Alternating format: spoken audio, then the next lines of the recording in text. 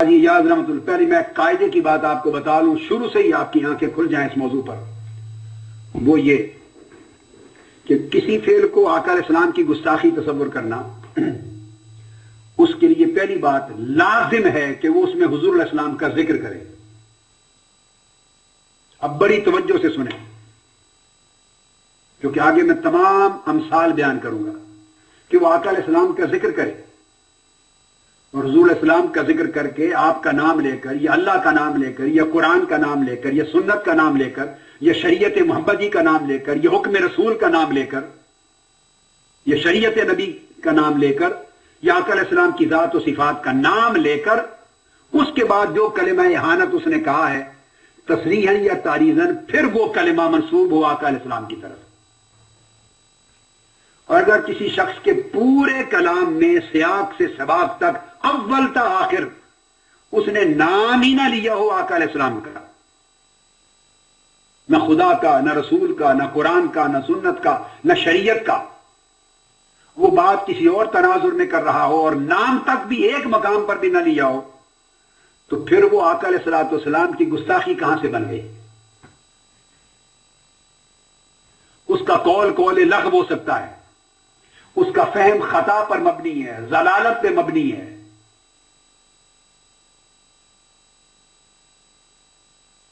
خلاف منصب بات ہو سکتی ہے، بےہودہ بات ہو سکتی ہے، تفسیق ہو سکتی ہے، فسق ہو، جو چاہیں کہہ لیں، مگر احانت رسول صلی اللہ علیہ وسلم کا قاعدہ ائمہ سے لینا ہوگا۔ یہ پڑھیے، اب قاضی ایاز پہلا باب تعریف کرتے ہیں کہ گستاخی کیا ہے۔ عبارت ہے قاضی ایاز فرماتی ان جمیع من اعلم، اے بندے جان لے کہ گستاخی کیا ہے، ان جمیع من سب النبی صلی اللہ علیہ وآلہ وسلم۔ اب انہوں نے ایک ایک چیز کی وضاحتیں کر دی ہیں، ایک ایک چیز کی۔ اب اس کے بعد ہمیں اپنی طرف سے کوئی قول ان میں ڈالنے نکالنے کی حاجت نہیں رہے گی، تمام قواعد آؤٹ لائن مقرر کر دی انہوں نے۔ تو قاضی ایاز رحمۃ اللہ علیہ نے فرمایا، اور یہ بات یاد رکھ لیں، یہی تعریفات جمیع ائمہ نے اپنی کتب میں کی ہیں۔ امام سبکی نے السیف الملول میں قاضی ایاز ہی کو نقل کیا سارا کا سارا، ابن تیمیہ نے بھی جہاں جہاں بیان کیا سارے مسلم اسی طرح۔ یہی تصریحات آگے ہماری کتب فقہ حنفی میں بھی آئیں گی، اور میں کتب فقہ حنفی کی ساری عبارات دوں گا آپ کو، جہاں جہاں بحثیں کی ہیں، مثالیں دے دے کر کہ کیا کلمات گستاخی بنتے ہیں کیا نہیں بنتے۔ تو پہلا اصول آپ کو ایک پورا پیرا جس میں انہوں نے تعریف دی ہے، اس سے فرماتے ہیں جو شخص جس نے آقا علیہ السلام کو گالی دی، من سب النبی صلی اللہ علیہ وسلم۔ اب یہ بات نہیں چلے گی کہ فلاں کے ان کلمات یہ گالی نہیں تو اور گالی کیا ہوتی ہے، اتنے بیوقوف نہیں ہے کوئی کہ دھکے سے ایسے آپ گالی اور گستاخی بنا دیں۔ وہ عبارت میں اس کے کلام میں کلمہ ہونا چاہیے، آپ کے ذہن سے نہیں بنے گی وہ چیز۔ اب آپ سنیں، ان جمیع جس نے حضور علیہ السلام کو گالی دی، ایک سب کیا، او آبہو یا حضور علیہ السلام میں عیب نکالا، ایک ایک لفظ پہ غور کریں، او آبہو آقا علیہ السلام میں عیب نکالا۔ اب اس کو ملا علی قاری واضح کرتے ہیں، شاتمہ و ذمہ، حضور علیہ السلام کو گالی دی۔ اب آپ سمجھتے ہیں گالی کا کوئی بکواس کا کلمہ حضور علیہ السلام کی ذات کے لیے بولا، یا آبہو یا کسی قسم کا کوئی عیب حضور پہ لگا دیا، ذمہ ذم کی مذمت کر دی، او الحق بہ نقصا فی نفسہ، یا آقا علیہ السلام کی ذات میں کوئی نقص منسوب کر دیا کہ حضور معاذ اللہ ایسے تھے۔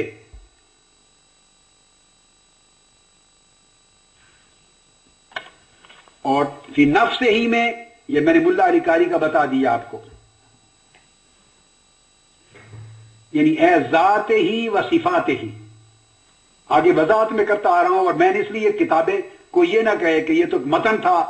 تو اس کے تو اور معنی بھی بن سکتے ہیں، تو میں نے معنی لکھنے والے دونوں جلیل القدر امام اور علماء سامنے رکھ دیے، ملا علی قاری بھی رکھ دیے شرح شفا، اور علامہ خفاجی کی نسیم الریاض بھی سامنے رکھ دی، اور میں نے عرض کر دیا کہ آگے آپ کو اگلی نشست میں شاید میں آپ کو 20-50 عبارتیں فقہائے احناف کی بھی بتاؤں گا،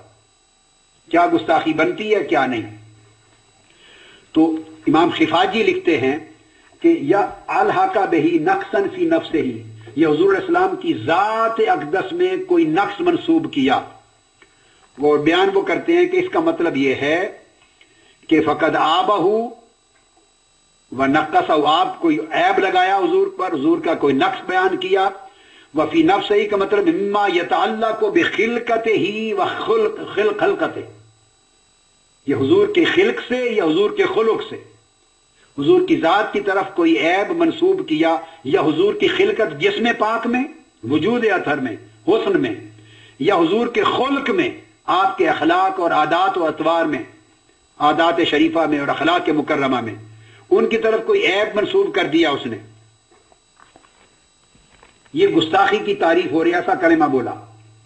او نسب ہی، آگے قاضی یاد کرتے ہیں، او دین ہی، او خصلت من خصال ہی، اور پھر وہ بیان کرتے ہیں کہ یا پھر اس کے علاوہ او نسب ہی اور دین ہی، یعنی پھر اس کے علاوہ اس نے حضور کی ذات اقدس پر یا حضور کے نسب پر تان کی، اور اس نے کہا کہ فلاں بندہ حضور سے افضل تھا، فلاں کا نسب حضور کے نسب سے افضل تھا، یا یہ کہہ دیا حضور قریشی نہیں تھے اور کسی معاذ اللہ نچلی ذات میں سے تھے، استغفر اللہ العظیم۔ یہ فرماتے ہیں کما سرا بہل فقہا، یہ علامہ خفاجی کی عبارت پڑھ رہا ہوں، شرح نسیم الریاض شرح شفا، فقہا نے تصریح کی ہے۔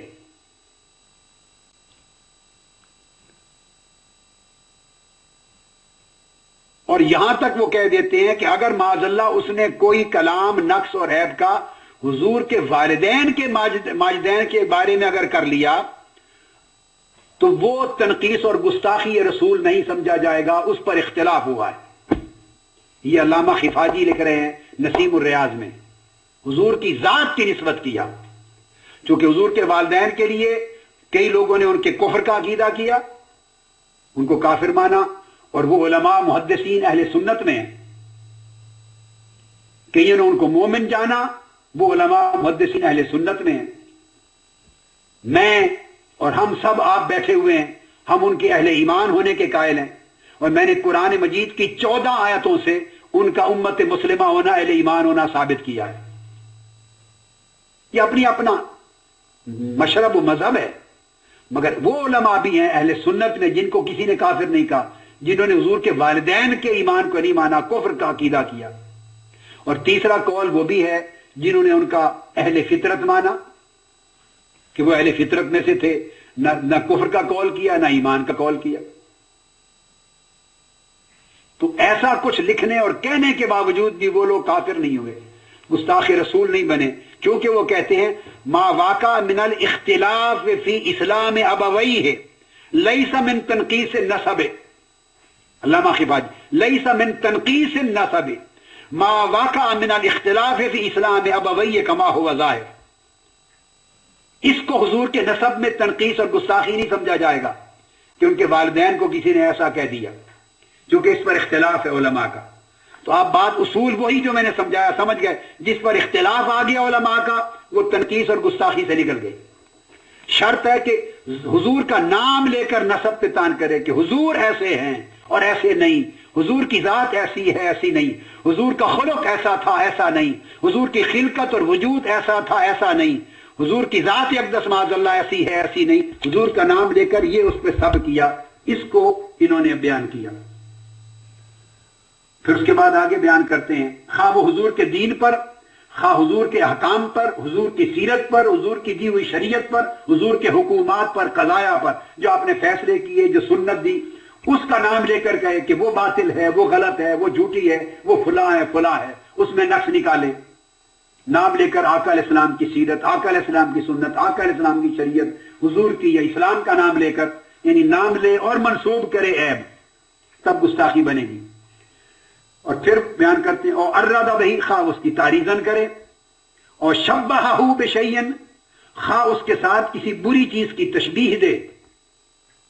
کسی بری گندی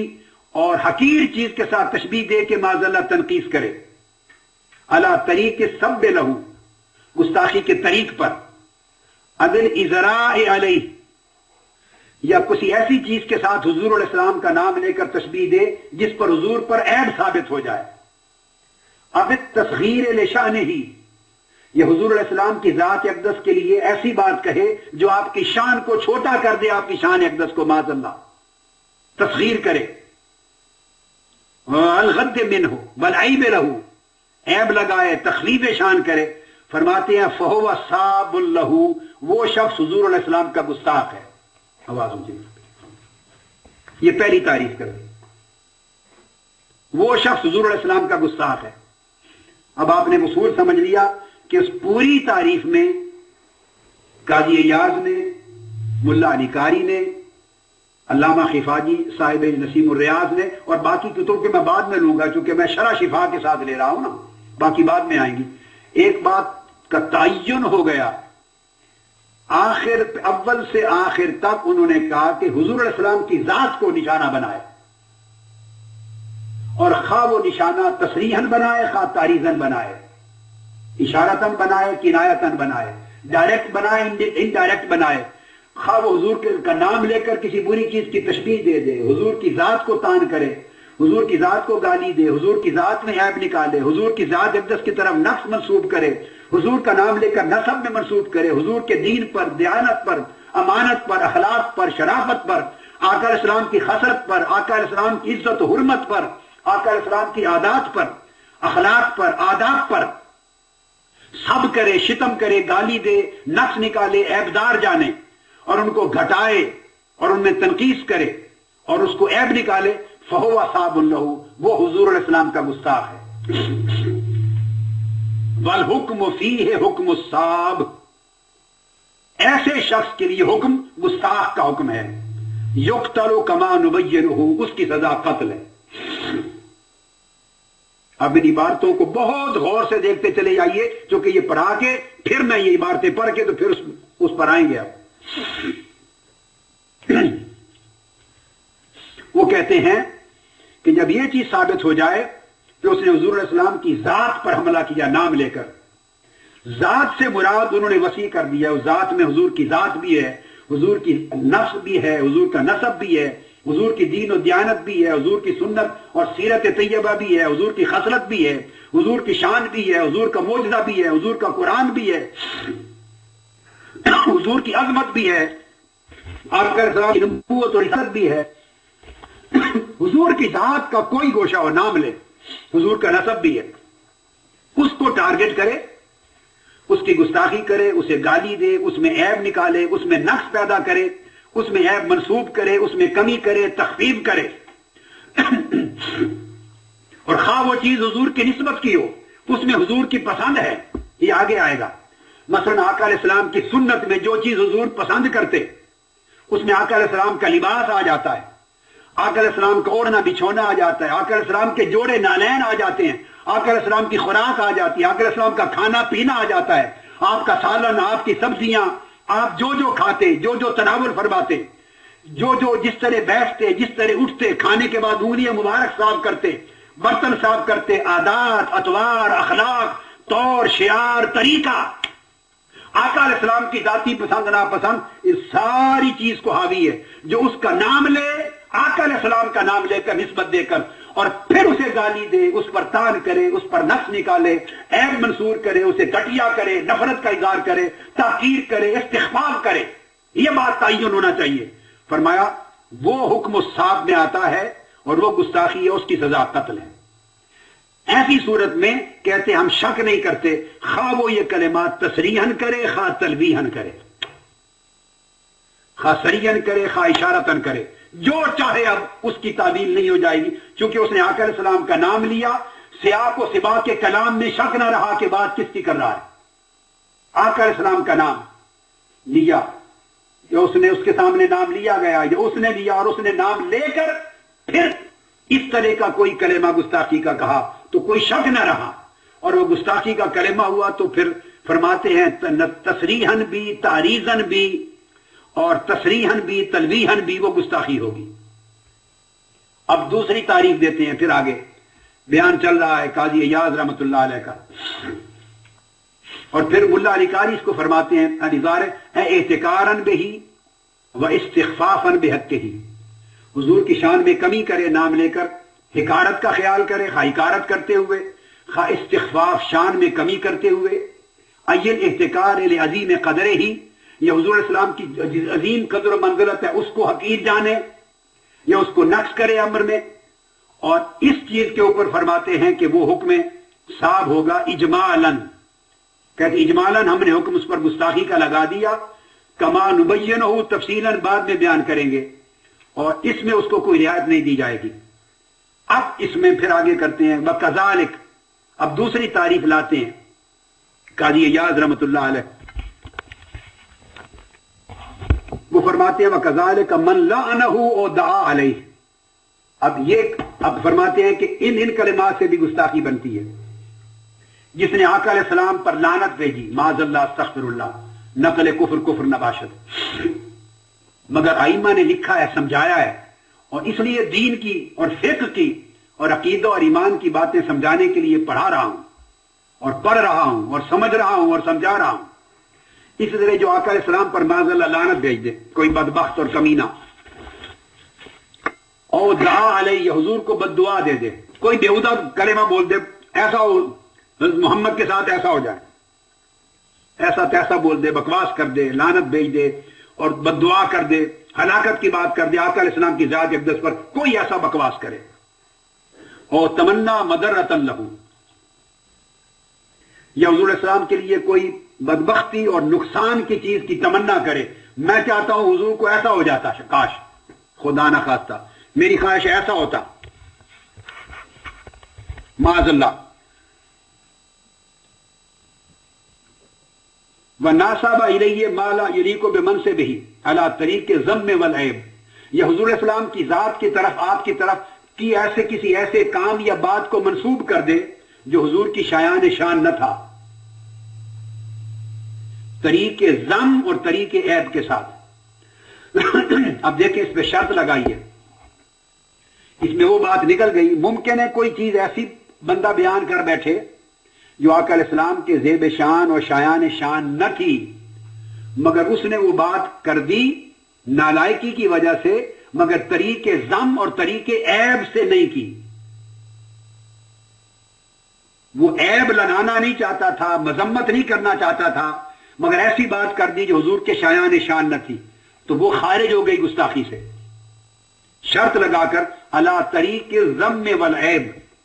حضور اسلام کی ذات اقدس کی طرف نامناسب ان کے شایان شان جو چیز نہیں وہ منسوب کر دی طریق ذم سے۔ اب ملا علی قاری فرماتے ہیں لعلہ احتراز من الخطا او صحو،